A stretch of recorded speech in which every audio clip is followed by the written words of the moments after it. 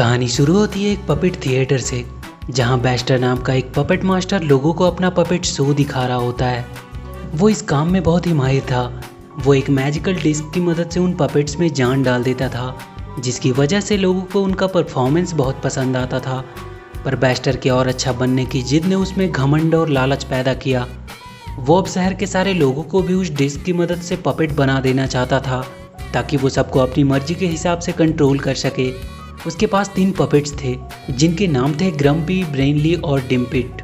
वो सारे पपेट्स बैस्टर को उस डिस्क से छेड़छाड़ करने से मना करते हैं, क्योंकि उन्हें नहीं पता कि उस डिस्क में चेंजेज करने से क्या होगा। पर बैस्टर उनकी एक नहीं सुनता है और वो उस डिस्क में कुछ चेंजेज करके उसे ऑन कर देता है।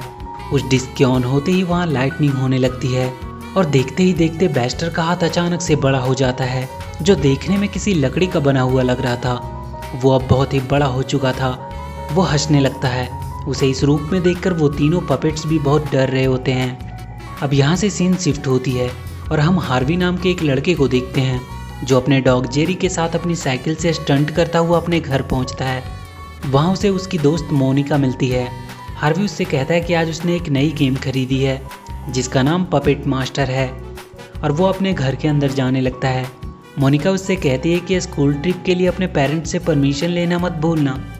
हार्वी घर आकर देखता है उसके डैड अपने म्यूजियम का प्रेजेंटेशन बनाने में बिजी हैं। वो अपने कमरे में चला जाता है और अपना नया गेम खेलने लगता है। तभी कुछ देर बाद उसके डैड उसके कमरे में आते हैं। वो जल्दी से अपना गेम को छुपाकर पढ़ने का नाटक करने लगता है। उसके डैड उससे कहते हैं कि वो काम पे जा रहे हैं और उसे सारा दिन गेम खेलने से मना करके वहाँ से चले जाते हैं। उनके वहाँ से जाते ही हार्वी फिर से गेम खेलने में बिजी हो जाता है। वो गेम खेलने में इतना बिजी था कि उसे पता भी नहीं चलता है कि कब रात से वापस सुबह हो गई। वो उस गेम के हॉल ऑफ फेम में शामिल हो जाएगा। वो बहुत खुश हो जाता है। तभी उसे आवाज़ आती है कि उसके डैड घर आ चुके हैं। वो तुरंत गेम को एक बोर्ड से छुपाकर सोने का नाटक करने लगता है। उसके डैड देखते हैं कि वो अभी तक सो रहा है। वो उसे देखने जाते हैं, पर हार्वी के जूतों पे पैर पड़ने की वजह से वो वहीं गिर जाते हैं और इसी के चलते हार्वी का कंप्यूटर भी दिखने लगता है। वो जल्दी से उसे छुपाने की कोशिश करने लगता है, पर उसके डैड देख लेते हैं और उससे गुस्से में कहते हैं कि वो फिर से सारा दिन गेम खेलता रहा।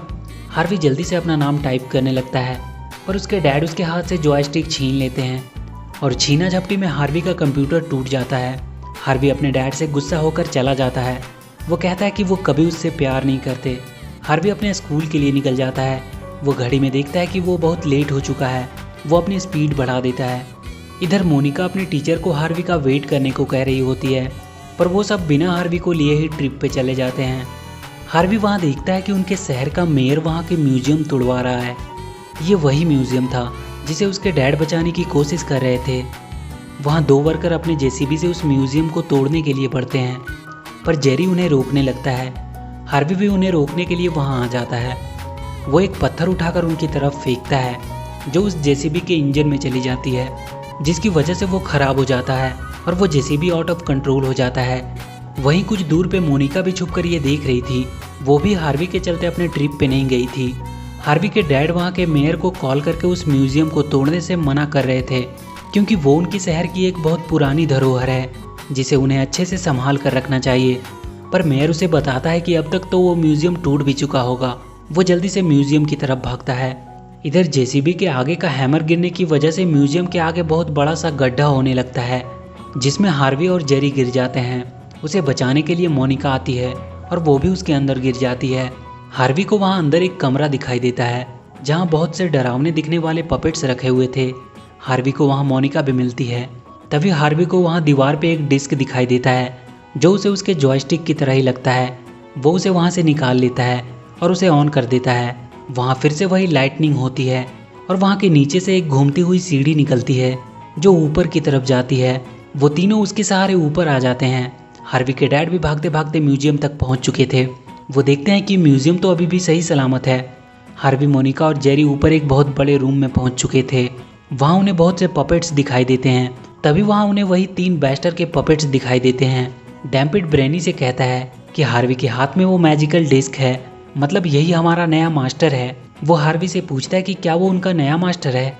हार्वी कहता है कि वो किसी का मास्टर नहीं है। तब ब्रेनी हार्वी को समझाता है कि उसके हाथ में जो डिस्क है उसी की मदद से पपेट मास्टर सारे पपेट्स को कंट्रोल करता है। हार्वी उसे गौर से देखने लगता है और कहता है कि क्या वो भी इन्हें कंट्रोल कर सकता है।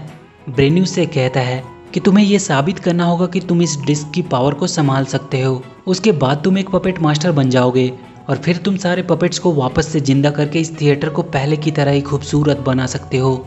मोनिका उनसे कहती है कि ये कोई थिएटर नहीं बल्कि म्यूजियम है जो कि कुछ दिनों में ही तोड़ दी जाएगी। वो तीनों वहाँ से जाने लगते हैं।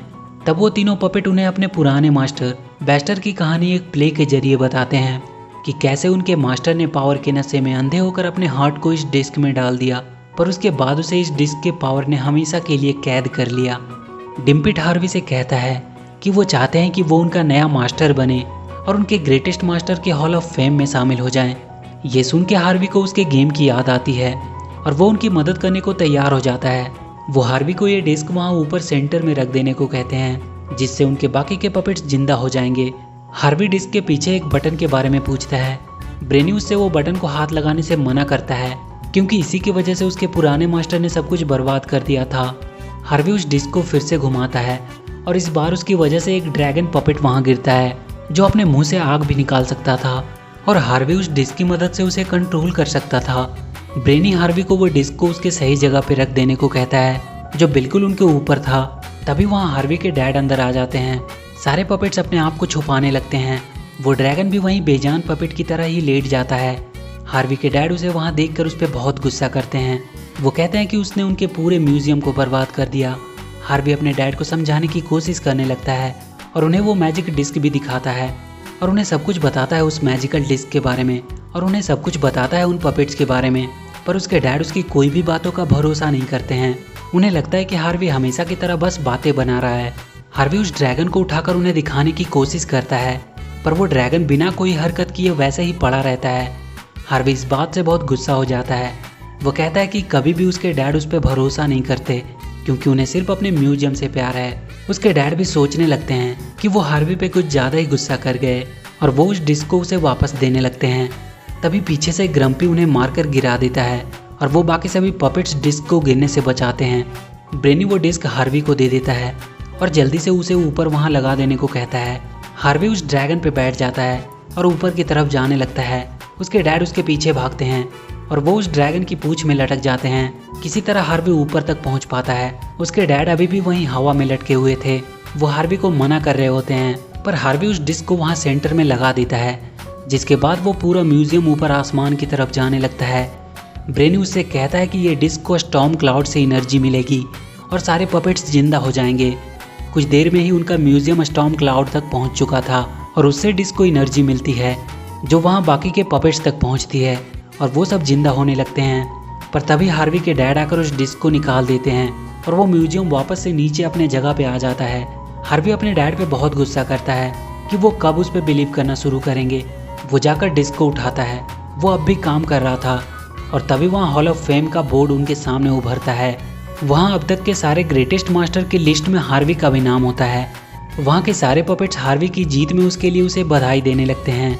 तभी हार्वी के नीचे वही सीढ़ी खुलती है और वो सब नीचे के रूम में पहुँच जाते हैं जहाँ वो डरावने से दिखने वाले पपेट्स रखे थे। हार्वी उन सारे पपेट्स को भी जिंदा करने का सोचता है। सब उसे ऐसा करने से मना करते हैं पर हार्वी कहता है कि वो अब एक मास्टर है इसलिए वो इन सबको भी जिंदा करेगा। वो उन सबको जिंदा करने की कोशिश करने लगता है पर वो डिस्क काम नहीं कर रहा था। वो उस डिस्क के पीछे के बटन को दबा देता है। उसके ऐसा करते ही वहाँ नीचे से एक बॉक्स निकलता है जिसमें उन पपेट्स का पुराना मास्टर बेस्टर होता है। बेस्टर अपने पावर से वहाँ के पपेट्स को जिंदा करने लगता है जो सब उसके गुलाम थे। ग्रम्पी उसे ये सब बंद करने को कहता है पर वो उसे और ब्रेनी को भी अपना गुलाम बना लेता है। हार्वी अपने डिस्क की मदद से उसे रोकने की कोशिश करता है पर बेस्टर उसे वो डिस्क उसे दे देने को कहता है। पर हार्वी उससे कहता है कि वो उसे हराकर इन सबको उसकी गुलामी से आज़ाद करवा देगा। बेस्टर उस पर हमला कर देता है और उससे वो डिस्क छीनने की कोशिश करने लगता है। हार्वी को बचाने के लिए उसके डैड आगे आते हैं पर बेस्टर अपने पावर से उन्हें भी एक पपेट बना देता है और वहाँ के सारे पपेट्स हार्वी को पकड़ने के लिए उसकी तरफ जाते हैं। बेस्टर हार्वी के हाथ से वो डिस्क छीन लेता है। वो तीनों किसी तरह अपने आप को उन पपेट से बचाकर वहाँ के दरवाजे के थ्रू एक दूसरे रूम में आ जाते हैं। वो जगह उन्हें एक लैब की तरह लग रही थी। ये वही जगह थी जहाँ बेस्टर ने उस डिस्क में चेंजेस किए थे। मोनिका हार्वी से कहती है कि उन्हें बेस्टर से वो डिस्क हासिल करनी होगी तभी उसके डैड और वो पपेट्स वापस आ सकते हैं। हार्वी को वहाँ बेस्टर की तस्वीर दिखाई देती है जिसमें उसके हार्ट की जगह वो डिस्क लगी थी। वो अब वहाँ से बाहर निकलने की कोशिश करने लगते हैं। तभी जेरी उन्हें एक रास्ता दिखाता है। वहाँ एक लिफ्ट थी ऊपर जाने के लिए। वो उसके सहारे ऊपर जाने लगते हैं। बेस्टर बाहर आकर शहर के लोग और पूरे शहर को ही पपेट्स में बदलने लगता है। तब तक हार्वी और मोनिका भी ऊपर पहुंच चुके थे। हार्वी छुपता हुआ बेस्टर के नज़दीक पहुंचता है और किसी तरह उससे वो डिस्क छीन लेता है और वो भागकर उस डिस्क को वापस से उसके जगह पे लगा देता है, जिससे उसके डैड और वो तीनों पपेट्स वापस से जिंदा हो जाते हैं। पर बेस्टर फिर से वो डिस्क हार्वी से छीन लेता है और उसे वहाँ ऊपर से नीचे फेंक देता है। पर उसके डैड उस ड्रैगन को लेकर आते हैं और उसे बचा लेते हैं। वो कहते हैं कि उसे किसी भी हाल में इस बेस्टर को हराना होगा, नहीं तो वो पूरे शहर को पपेट्स में बदल देगा। हार्वी उसे रोकने पहुंचता है। वो बेस्टर अपने बैट्स को उस पर हमला करने भेजता है, पर ड्रैगन की आग से वो सारे बैट्स खत्म हो जाते हैं। बेस्टर अब भी अपने पावर से उन पर हमला कर रहा होता है। हार्वी उसके हमलों से बचने की कोशिश कर रहा था। वो अपने डैड से उसका ध्यान भटकाने को कहता है और वो जाकर उससे वो डिस्क छीन लेगा। वो सब बेस्टर की तरफ बढ़ते हैं। उसके डैड वहाँ से जंप करके बेस्टर तक पहुँचते हैं और वो जल्दी से कूदकर उसके हाथ से वो डिस्क छीन लेता है। पर बेस्टर मोनिका को पकड़ लेता है और उसके बदले में उससे वो डिस्क वापस मांगता है। हार्वी सोचने लगता है कि इस डिस्क में ऐसा क्या है कि इसे लेने के लिए ये कुछ भी कर सकता है। तब उसे बेस्टर की तस्वीर याद आती है और वो जाकर उस डिस्क को उसके हार्ट के पास लगा देता है, जिसके तुरंत बाद उसके शरीर से ग्रीन कलर्स के गैस निकलने लगते हैं और वो अपने असली रूप में आ जाता है। बेस्टर हार्वी को उसके वापस से असली रूप में लाने के लिए थैंक्स बोलता है और वो गायब हो जाता है। सारे लोग जो पपेट्स बन चुके थे वो वापस से ठीक हो जाते हैं। उस डिस्क को म्यूजियम में रख दिया जाता है, जिसे देखने के लिए बहुत से लोग आने लगे थे और उस पपेट थिएटर को भी शहर के लोगों के लिए फिर से खोल दिया गया। और इसी के साथ ये मूवी यहीं ख़त्म हो जाती है। तो वीडियो अगर अच्छी लगी हो तो please do like and share the video and please subscribe to my channel and press that bell icon.